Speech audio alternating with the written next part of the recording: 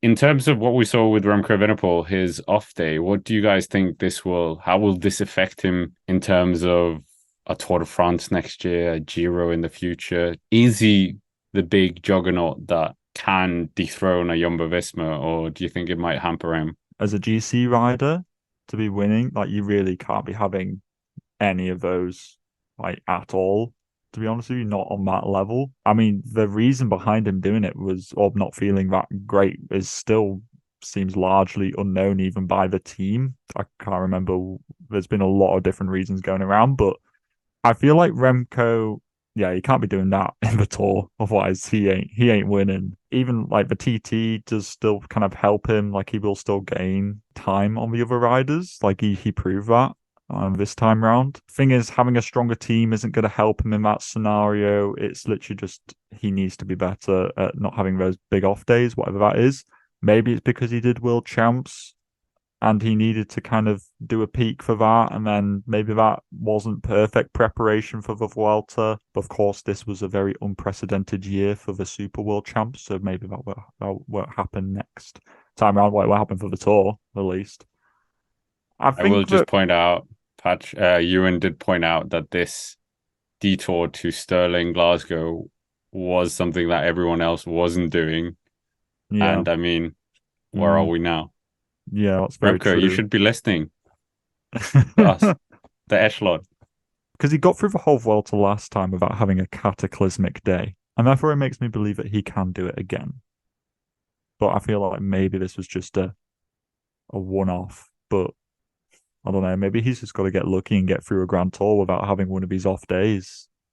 And maybe that's just a factor of chance more than ability. He just seems to run into these off days so often. Like we spoke about it in the build up to, I mean, we to the Swiss and then the Vuelta, like that. These off days seem to they were Remco's kryptonite over the past couple of years, and it seemed like he fixed that over the past 12 months. And now we return to this point once again where he's just slipping up and losing a bunch of time on one day.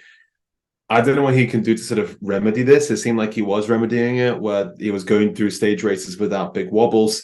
Maybe he needs to go into higher class UCI World Tour stage races next year in order to prepare, like Paris Nice, for instance, and Dauphiné and Romandy, just to sort of throw himself into those situations where the caliber of racing, warming up into a Grand Tour is higher, and he doesn't experience these sort of off days. But given the current evidence we have, I'm not 100% sure that he can really go into next year's Tour de France as an outstanding favorite. I think Vingegaard and Pogacar are just on a different level to him. And yes, he has an advantage in the TTs, but Vingegaard and Pogacar have shown over the past couple of years that they equally are really, really good time trialists when they're at that fully fit form at the Tour de France. Maybe Remco will bring that once he's there, but I just don't think that that's enough of a USP to set him apart from Vingegaard and Pogacar, particularly in those high mountain stages. I just think they're going to smoke him. Yeah, you're right. Because even if like Jonas and Primoz are 95% of the time trialist that Remco is,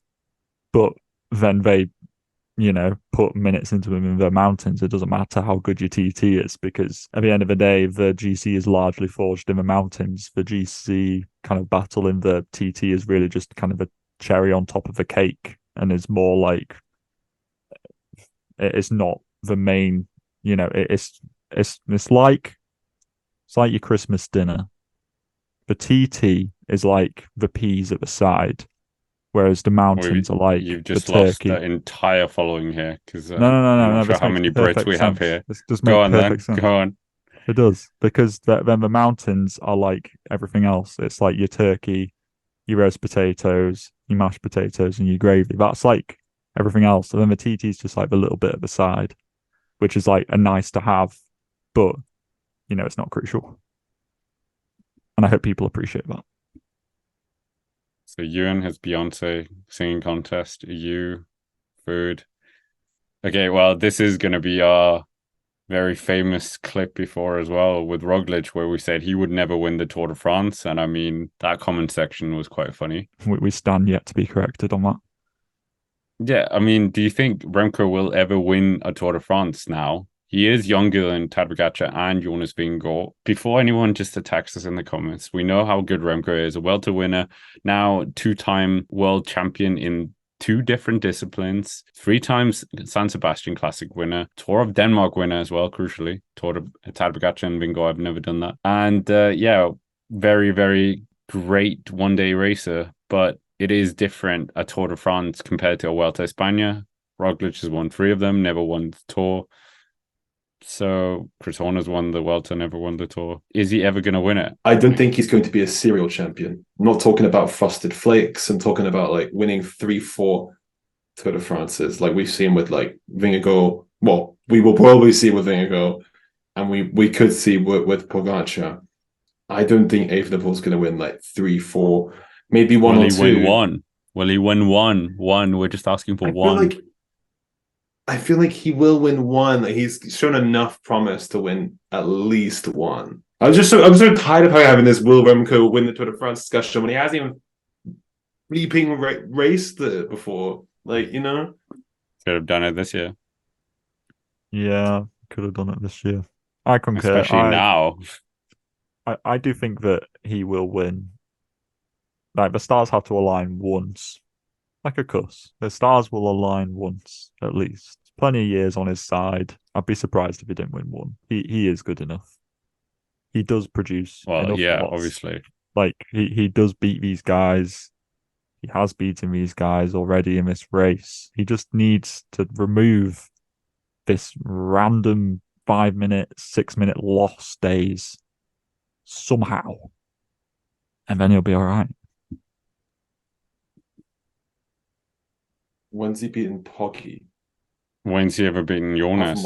Yeah.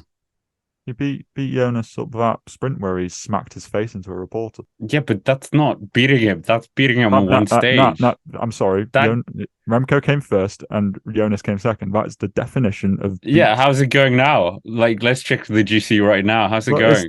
It's not about. It's not. I said he did. I'm not saying he's doing it now. I'm just saying that he has. You can't just.